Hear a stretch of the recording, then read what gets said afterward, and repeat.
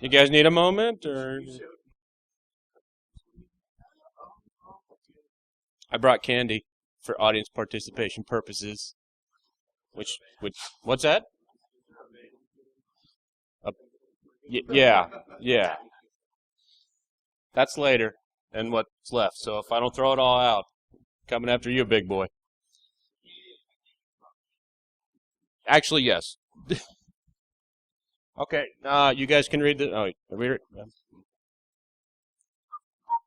We good? Okay. Go ahead. All right. As you can read, this is selling security using the techniques of propaganda to instill a culture of security. I mean, why did I read that? I don't know. You guys can read just as well as I can, I hope. Probably better. This is me, Christian, father. My son turns 1 today. Even though he's sick at home, he's still cute. Hacker, just another security guy, fell in a hole. That's my Twitter handle. I mostly just go on there to make fun of things, but feel free. I'm not a psychologist, propagandist, or a lawyer, so good luck. I gave this talk at B-Sides Pittsburgh and put this in here, and I'm going to give you the same advice I gave them. I don't care what you do. Just be involved in something. Hackers for Charity, your local organization. Go out there and use the skills that you've come to acquire in the community that you live in to help the community you live in. You know, soup kitchen, whatever. Okay, these two quotes I'm going to read, and they kind of sum up the entire talk. The first one is by a guy named Edward Bernays. There is consequently a vast and continuous effort going on to capture our minds in the interest of some policy or commodity or idea. Basically meaning there's always somebody trying to sell you something. Oh, by the way, when I get nervous, I tend to swear, and I'm going to try not to, but it may happen. Sorry. All right, good. The other one is from Aqua Teen Hunger Force. It's, I'd just rather use the unlimited power of my imagination because I ain't got no damn money. And that is the truth. This is my hobby, and if that's not the saddest thing you've heard all year, wow. So, last October, I had some unexpected time on my hands towards the first part of the month, and I got to watching a web series called Stuff They Don't Want You to Know, which is kind of conspiracy theory-ish, but you know. And they had the show on Edward Bernays, who was a propagandist. And then I just kind of started doing research, figuring out who this guy was, read his book. He's dead, so you're not going to get it signed, but it's out there, and I don't have a link to it, but I can get one. Who knows what this is from? Shout it out, man. Yes, yeah, shout it out. That's right. What is Rocky Horror Picture Show famous for? Audience participation. That's why I brought the candy. Okay, so who coined the term propaganda? Yes, the chubby guy in the back.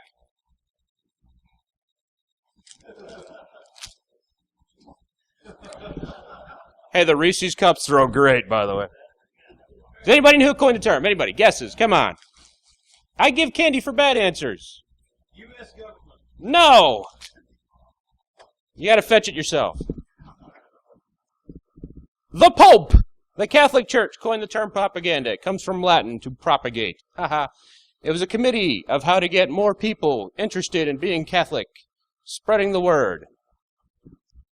So, through the years, we go to this, and 200 years later, definition didn't change. 200 years later, still really didn't change. Now we get to the modern definition.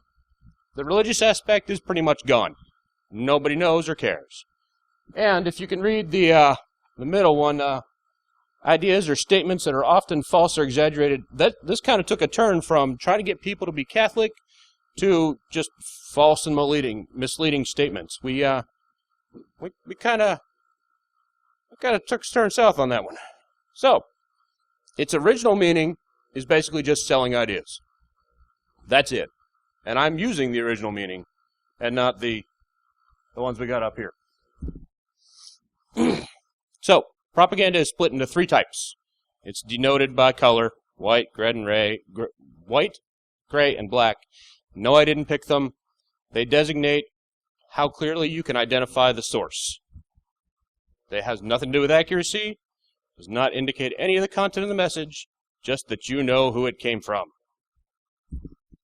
So we'll start with white propaganda. Easy, clear attribution. You know who put it out. Generally tends to be accurate. But it's clear.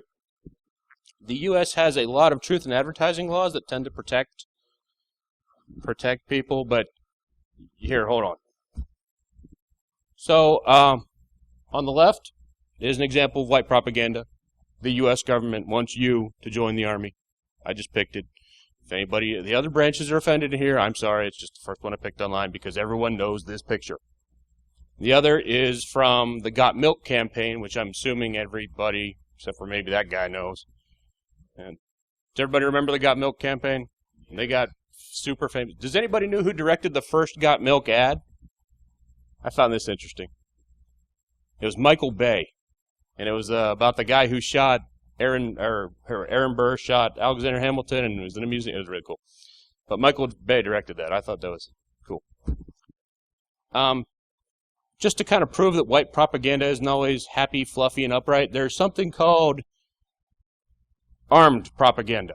And if you get this approved in any of your InfoSec planning, I would love to hear about it. Back, in the 70s, a group called the Weather Underground, which the current weather service is named after, so think about that for a little bit, decided to blow up a statue of the thinker, Rodin's thinker, everyone knows that, just to prove the point that they could blow stuff up for political pressure. They knew who did it because, and you can't really see it, but right on the pedestal, they signed their name poorly. But it's a black and white photo. It was the 70s. You got to give them some slack. But they used this propaganda to basically try and, advocate the overthrowing of the U.S. government. So it was clear, the attribution is there. We know who did it, but that doesn't mean it's a happy, friendly message. But that's all relative, depending on whose side you're on. All right, black propaganda. Unknown source. Or known source, but it's a deception. You may think you know who put it out, but you really don't. This leads into a clear distinction between disinformation and misinformation. You can be misinformed and just wrong, but if someone has disinformed you, maybe, I don't know, then they've intentionally lied to you, spreading false or misleading information. That's important. Black propaganda is generally disinformation in a lot of ways. So, on the left is a great example of World War II propaganda from the Japanese. They distributed these flyers, basically, in the Philippines to dissuade the Filipinos from supporting America by posting a flyer from the U.S. that says, "Don't sleep with Filipino women, they will give you venereal disease." I don't know how well it worked. I thought it was interesting. It's a tactic to take, but, winning popular support's important, right? The second one on the right is from Vietnam, where, this is interesting, the U.S. built an entire island village, and they would abduct people from North Vietnam, take them out in speedboats, and show them this village of the Sacred Sword of the Patriot League, a group resisting the Viet Cong takeover of North Vietnam. And they would tell them how great and how they're planning on overthrowing Vietnam and winning, and then take them back and hope that they spread that information out. And once again, I don't know how well it was, how effective it was, but it's kind of interesting. They spent a good bit. If you want to look that up, it's MACSOG during the Vietnam War. They did a whole bunch of psychological operations during Vietnam. And one of my personal favorite. I don't know who put this out. I found it on the Twitters. Okay, I'm hoping this is propaganda, honestly. I have not called the number. I hope the NSA is not using toilet cams, but the message here is that, they're using toilet cams. Maybe we should stop and think about the mass surveillance thing, basically. Okay, so great propaganda. We're kind of in the middle. It's a little tricky. We don't know who put it out, or a lot of times we don't even always know the purpose for which they put it out. One of Goebbels, the Nazi propaganda minister guy's main principles was to control all of the media, and he would use a lot of great propaganda in the form of newspaper opinion columns or newspaper stories, just putting them out to control what people saw. You didn't know, I mean, you read the paper now, you don't know if that guy exists. You know, Frank from Ann Arbor wrote in, and Frank's probably not real. Okay, so I've got a really cool example of great propaganda, which I didn't find out about until I was researching this. You guys remember all those, like, piano staircase where you walk up and down and it makes sounds and encourage people, and they put it next to an escalator and people would think, yeah, this is yes, no. Okay, nothing? Oh, fine, do that one. Anyway, what Volkswagen did was they actually sponsored those in something called the fun theory, where they take things and make them fun. So, here we have, you can read. I'm going to narrate anyway. So this dude's building a little bottle bank machine. And this is pure gamification. Look at him, hard at work. He's German. So I should be saying this in a German accent, but I'm not going to. Look at that. That looks fun as hell.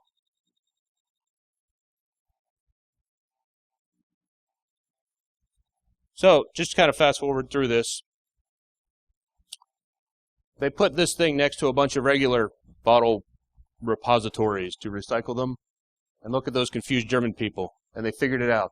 It's kind of like watching 2001 where the monkeys touched the obelisk. But what they did find is when they put the bottle bank next to the regular ones, that the bottle bank arcade was used way more often because we got a reward. We got to see the score tick up. We got to see blinky lights. But just like most video games, and don't tell your kids, those blinky lights and scores don't really mean much. In the real world, you can't pay your bills with that, trust me.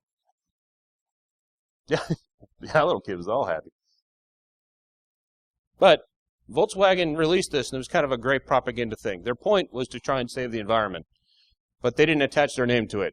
You can't see it in the video here, or even if you look up close. But Volkswagen's name is not associated with these when they released them.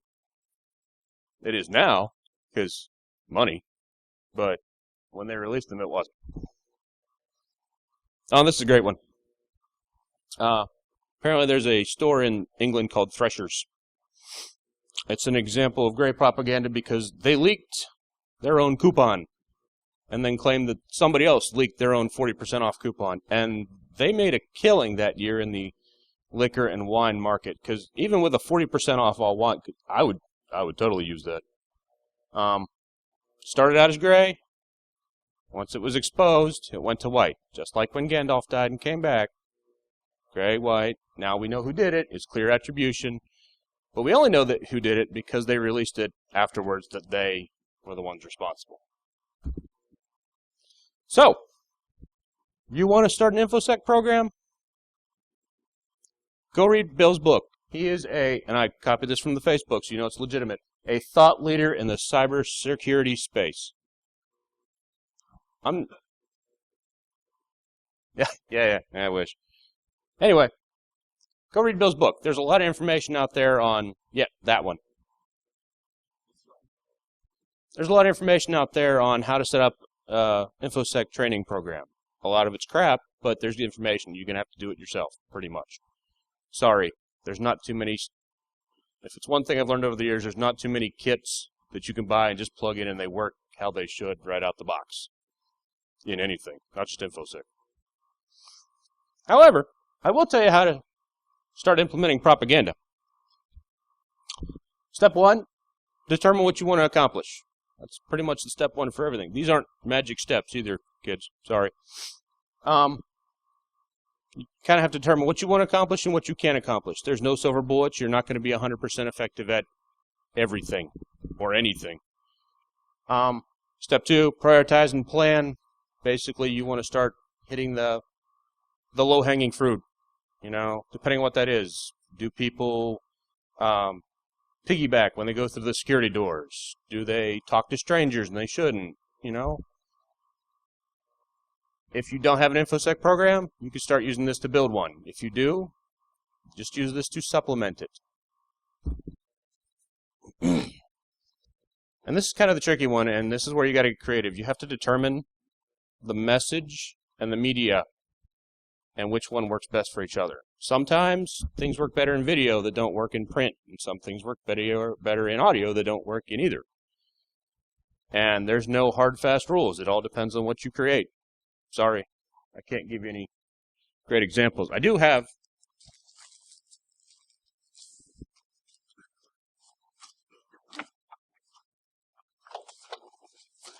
a friend of mine, his wife owns a graphic design company, and I asked, because I got her a job, for a favor to make me some propaganda-style posters, and she did for free, so I don't know how much it would cost to make, but she printed them out, she made them, I printed them out at Walmart. They look really good. Sorry. If you want to come up afterwards and take a look, if you really feel strongly about it, you can come up afterwards and keep one, probably. Yeah. No. Not yet.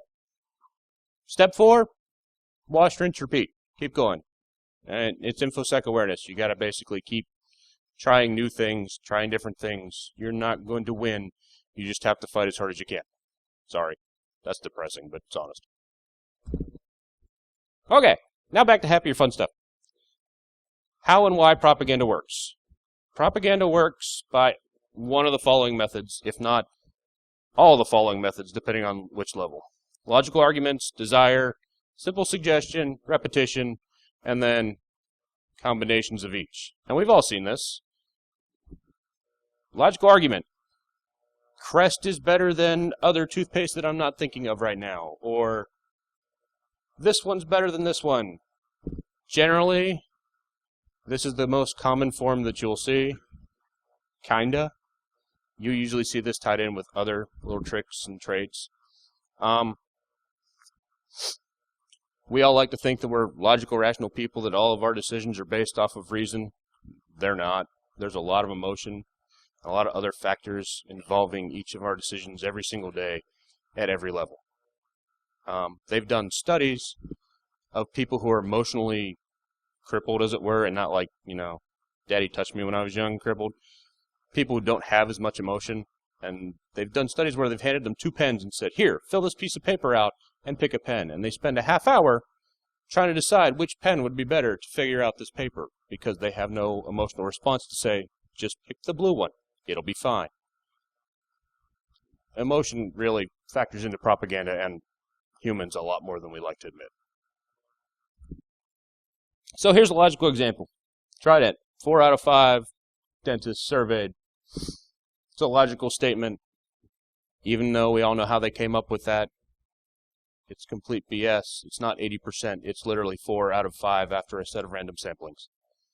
And the one on the right is just an anti-piracy message, which I thought was funny. But it's still a logical statement saying, don't pirate films, you're crippling our industry. Whether or not it's accurate, we know who put it out. It's white propaganda. We're entirely sure what message they're trying to get across and who's saying it. Does anybody know what that is? Anybody? Anybody? Yeah. Close enough. Sorry. Yep. This is Maslow's hierarchy of needs at the bottom. Food, sleep, sex, a lot of things. And you go up from there. Basically, you have to have the bottom ones. You don't really care about being creative when you can't breathe, eat, or sleep. It's just a fact. Maslow was a social psychologist, and I'd like to read this quote just because I can. Haha. The influence of desire in bringing about the acceptance of an idea is exhibited by all men, and in the case of society at large, is far greater than that of our logical processes. Now, breaking that down, it's basically saying that there is more than the individual to make up society, and we're not autonomous. We don't all think the same. Our decisions are affected at a lot of levels by a lot of things, all of which are contained in that pyramid. Very subtle and not so subtle ways. So, on the left, you see a group of what appear to be volleyball players. How ironic. And a guy on the bottom. I don't think that we're... is anybody unclear of what this is trying to sell? Yeah. Yeah. Okay. Well, that's basically sexuality right there in a Bach can, spray thingy, whatever. On the right is a little bit more nuanced, meaning, I think that's LeBron. Sorry, I'm not a sports guy. Basically, you want to be that guy, and they put him in a picture in a great pose of him doing something cool, and you're emulating and feeling some sort of attachment with him. This is not going to work on me. This might work on somebody else. Mostly because if I didn't know who he was, well, I know he plays basketball, but that's about it. But there's other things that work on me, because we're all not immune to this. It's great. Simple suggestion. Simple suggestion is just that. An idea, an implanted stub to make you draw inference to other things. You don't bring up opposing viewpoints. You use direct and simple statements that are easy to repeat and eventually will lead to being believed. Not always verbal. Imagery is very common. It relies heavily on inference. So, in April, we got a new dog. My wife brought this dog home from the pound. Not the Humane Society, because that sounds way nice and cleaner. The pound. And then she dropped a little tidbit of, well, you have to watch, because dogs from pounds generally tend to have fleas. At which point in time, I started itching uncontrollably for days. The dog didn't have fleas, but I was sure she did. Yeah, it was great. The right-hand side is a Pepsi in a cool, refreshing flow of water. Makes me want to drink Pepsi right now. Look at that. Wow. On the left-hand side is a picture I took at my daughter's daycare that says, if you can't read it, I'm lucky because my daddy drives the car. I don't know why that kid thinks that they're lucky because daddy drives the car. Maybe they have a car that daddy drives. Or what's going through my head is, mommy's a really bad driver. But I'm inferring. I have nothing to back that up, and I had to black out the kid's name. Even if you see Maria, you don't see her message. I blacked out the kid's name, just not to offend this kid's mommy and or daddy. Yeah. So, inference. We see these things, and we all pick up different, messages from them. If enough people pick up the same message, Pepsi see a spike in sales. Or poor little what's-his-name's kid, mommy gets driving lessons. Whatever. Repetition. Everyone knows what repetition is. I will go over the two-factor theory because it's kind of cool. If you hear something over and over and over again, eventually it'll sink in until a point you become sick of it. Everyone has a different point at which they become sick of hearing it, but eventually most people will get to that point, which is why you don't like to hear that song on the pop stations 9,000 times in a row. However, it is a very effective form of advertising and propaganda, just like this. Okay, everyone's seen Coke. Who's done that on the ride? Nobody's had to write on the whiteboard 100 times? Yeah, I figured Tom was.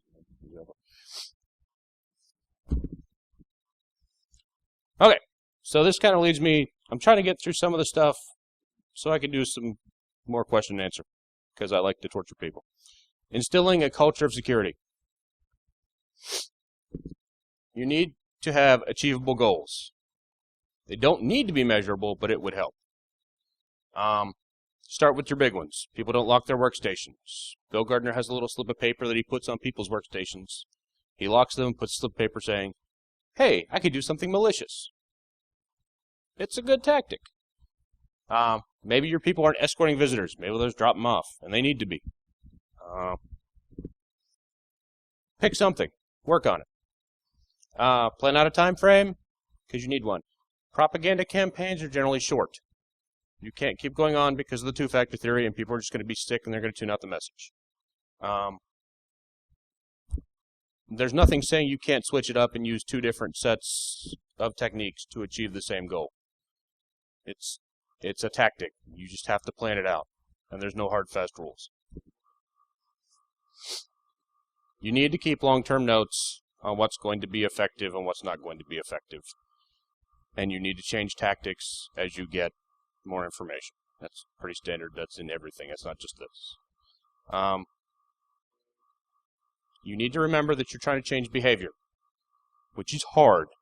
To make people more mindful of security, which is harder. because it gets in the way of making money sometimes, which is really, really hard. And it won't happen overnight, unless you get that armed propaganda thing approved, in which case you'd be surprised what people do when they're threatened. Things you can and cannot do. You can influence people's behavior. Constant repetition will eventually get the message through to people, and some people will change. Not everybody, but some people. Sometimes they'll drop another security good practice to implement this one, but you're going to have to work on it. Things you can't do is increase productivity. Yes, they tried. No, it doesn't work. Goebbels tried in a lot of the factories, even for people they weren't pressing into slave labor in Nazi Germany, and it didn't work. Other than the armed propaganda thing, you can't force people, once again, even then. And as I said many times, you're not going to be 100% anything. It's not going to work 100% of the time for 100% of the people. As I said, working within your security awareness program, get management buy-in, work with a group in charge of security if that's not you. If it is you, it's going to be easier. And use whatever mediums you have available. Sometimes you can't pop out video. Sometimes you can't make posters, But those cost me $40, and I made 3 of them. Minus the candy, which was 10, so whatever. Going back to the fun theory. Make it fun. Gamification. Adrian has a whole bunch of the gamified lockpick tutorials out there. Yeah, it's using game techniques to teach lockpicking, but you could apply it to other things. As, the bottle bank showed, or the piano stairs thing. Use this to fill in the gaps. It's going to be a constant barrage, a new message. Most people do InfoSec once a year if they do it at all. And that once a year training is usually a crappy CBT or cattle called into the auditorium where some guy spits a bunch of policy at you and then you leave.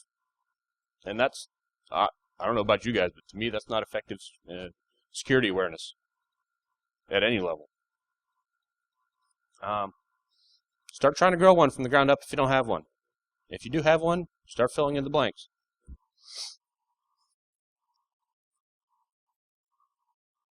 People are people.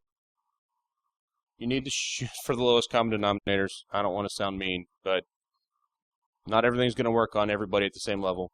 Simple phrases, inference, repetition, gamification. Okay, and the next series of slides is a bunch of cultural change examples that I've picked from propaganda that we can hopefully get some lessons out of.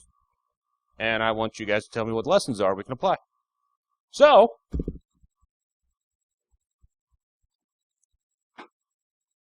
I kind of tried to do this Jeopardy style, but I failed, so yeah. This is the first person arrested for refusing to give up their seat to a white person in Montgomery, Alabama. Come on, there's candy on the line. Who's that? You think? Rosa Parks was arrested December 1st, 1955, which started the year-long boycott.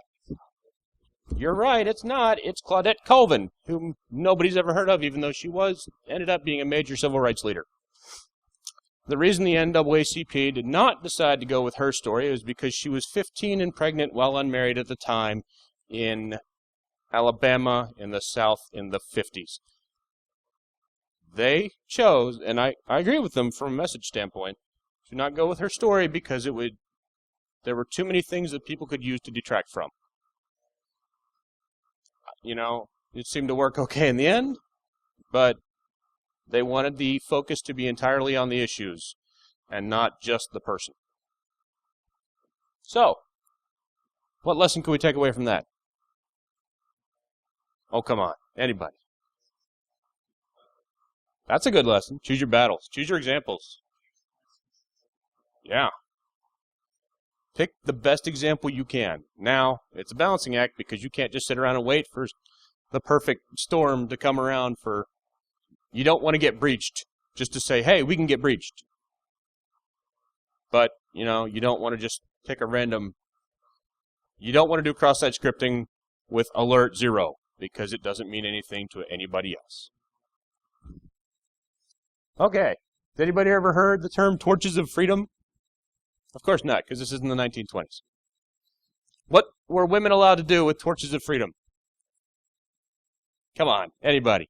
Dumb answers accepted. You can still get candy. Yep. No, that would be awesome. Smoke! Yay! So, oh, that's a fast break. Those are awesome. Edward Bernays, working with Lucky Strike cigarette companies, decided that women were not smoking their product enough. So, he instructed Lucky Strike to support the women's suffrage movement.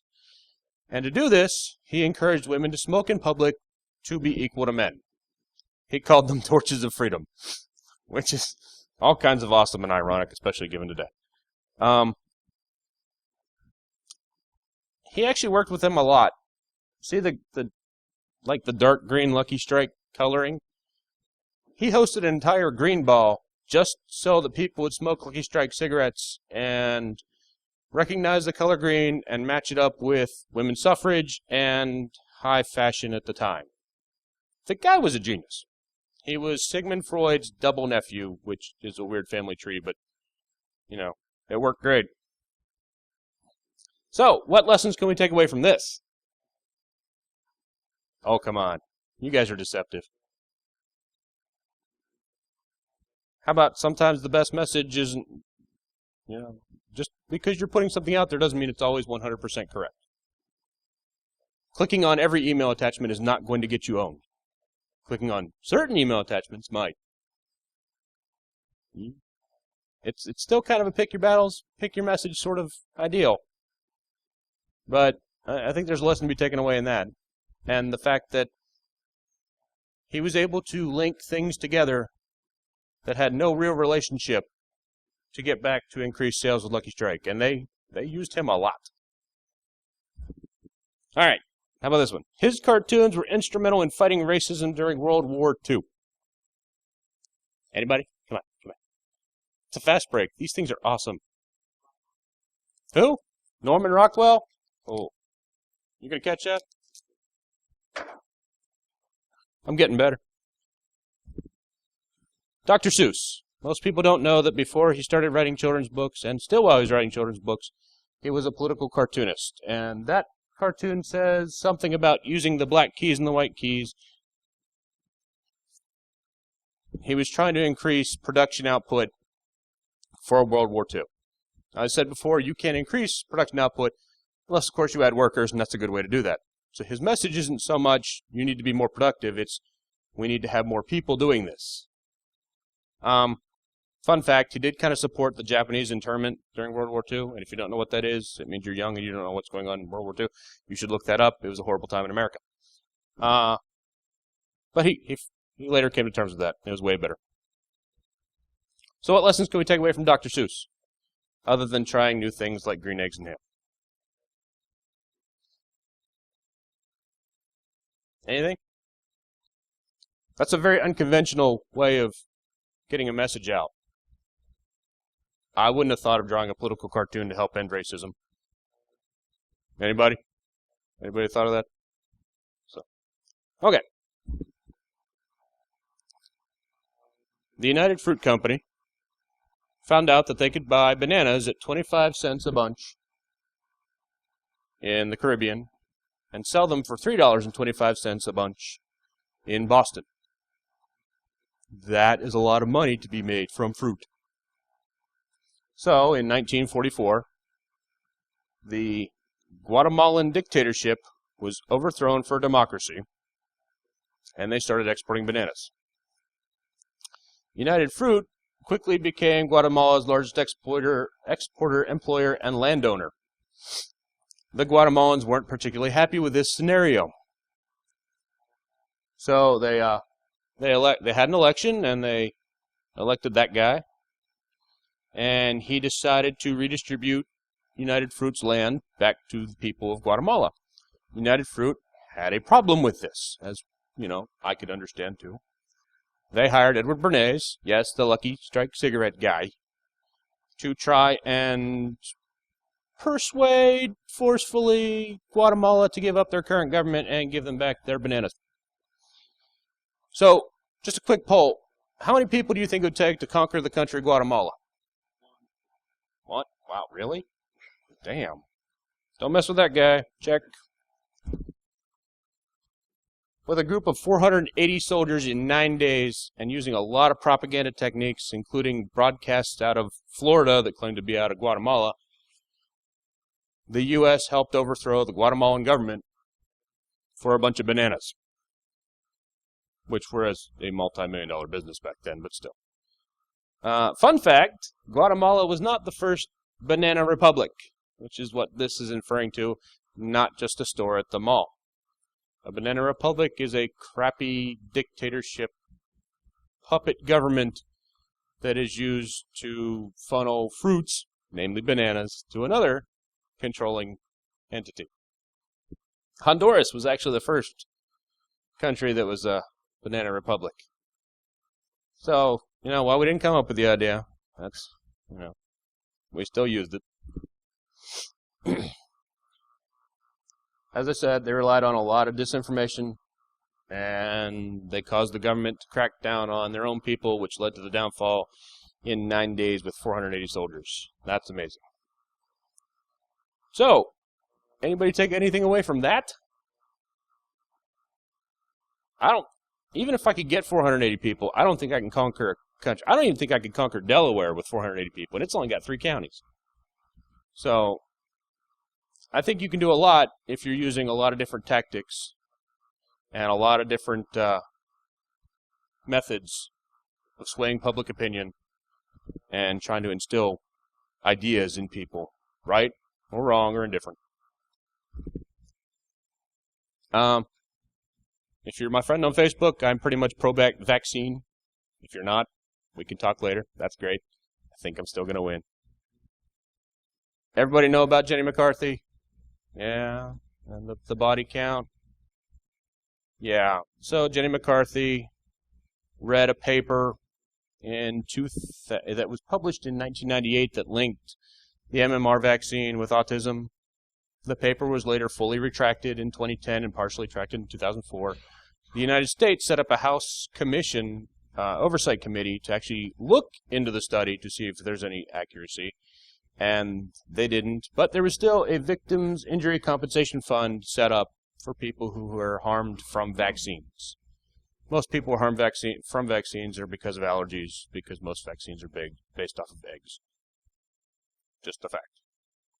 On the right here is just kind of showing how many people in the U.S. throughout the years have been killed for various reasons. 1941, almost 1 million people died of measles. Does anybody know anybody here who's had measles? Yeah, I didn't think so. Children inoculated against MMR started out really high, and then after that study was published, took a nosedive. And Jenny McCarthy, whose son was diagnosed and then later not diagnosed with autism, from what I've been told, really jumped on the bandwagon of trying to not push vaccination for children because of an autism scare, which we should all by now know is complete bullshit. But she started spreading this, and it started spreading FUD and rumors on the internet in social networking. If you get a chance, go to the JennyMcCarthyBodyCount.com. It's an actual website that tracks people who have died because of easily vaccinable diseases. The tide is turning back. We're getting more people vaccinated. People are starting to listen more to reason. Ironically, the techniques she used that were popular was social media, and now people are starting to use social media to once again regain vaccination levels in the U.S. So, who all remembers the first Gulf War? Thank you. Some of you were probably there. Does anybody know what that green thing, what those two pictures are of? Yeah. Smart bombs? Yeah. Everyone knows the smart bomb. Huh? No, it's just a regular picture. Does anybody know what percentage of smart bombs we dropped overall? Yes, Bill? Comes out to be 8%. You want some candy, buddy? Oh, yeah. Turns out to be about 8% of the bombs we dropped. But if anybody was watching the news at that point in time, that was all on the screen. That's all you saw for media coverage was smart bombs blew this up. In fact, I think it was the first smart bomb they dropped hit a field. And there was a big furor because we don't use our multi-million-dollar weaponry to tear up fields, guys. That was kind of a point, too. The media was heavily involved in the first Gulf War, but they were also heavily corralled, especially during the first part.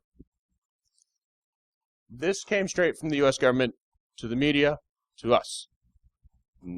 Pretty much no filter. Scud versus Patriot? That's all I heard about when I was a kid. Scud missiles. Yeah, 1970s era Soviet technology. Patriot missiles. Super awesome.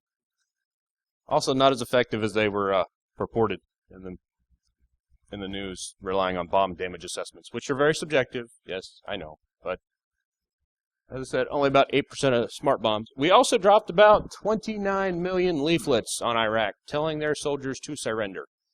That averages out to about 56 leaflets per soldier. And they set up loudspeakers giving surrender instructions in major areas once we had taken them. That is just straight up old school propaganda. Come, you should defect, or you're going to die. Given the choice, I can see why they did. Okay, I don't have a slide for this, but what color does Santa Claus wear? Red? Seriously? Wow. There could be kids watching this. That's not cool. Spoiler alert. Exactly. Prior to 1930s, Santa Claus was depicted in a variety of ways. St. Nicholas started out as a 4th century Turkish bishop and not an overweight Nordic elven guy. You know who we can thank? Well, you can probably read that we can thank Coke for changing him to wearing a red suit. Coca-Cola started a campaign, using Coca-Cola Red, of course, to clad the Santa Claus in. And simple suggestions started allowing people to associate that color red with not only Santa, but Coca-Cola, with Christmas, and all the happy, good, fun time feelings that are in, I guess, normal households all over across the U.S. Ah, I feel warmer just looking at that picture. Okay, so, what can go wrong? Can propaganda ever fail horribly?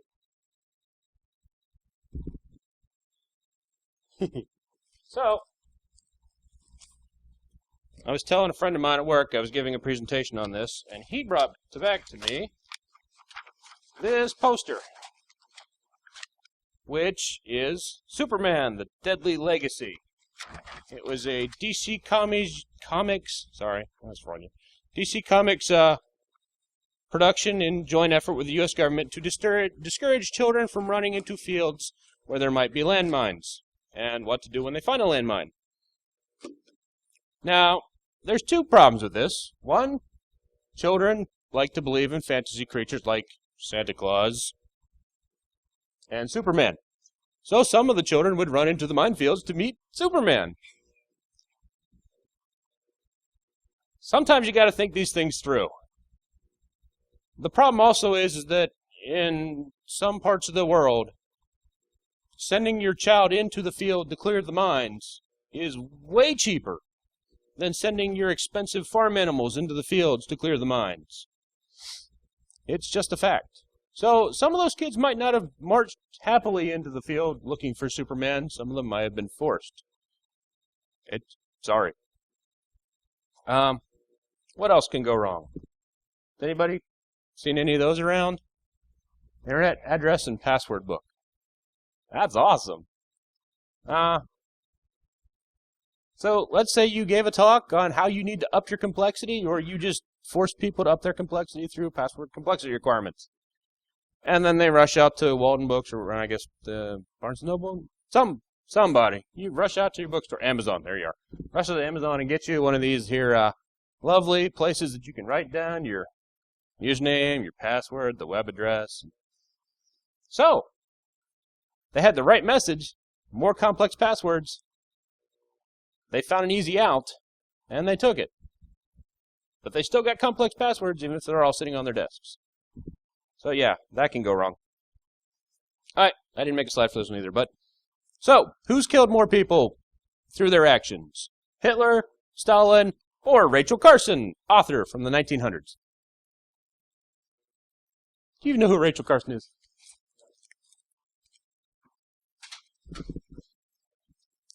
Rachel Carson. She wrote the book Silent Spring, which effectively got DDT banned, which effectively caused a spike in malaria because we had very piss-poor policies on managing DDT, which is very effective, even in low quantities, of destroying mosquito populations. However, since the ban, millions have died from malaria because we really we kind of just winged it and said, okay, no more DDT. That's why we have programs that are sending nets to Africa, because we don't make DDT because Rachel Carson.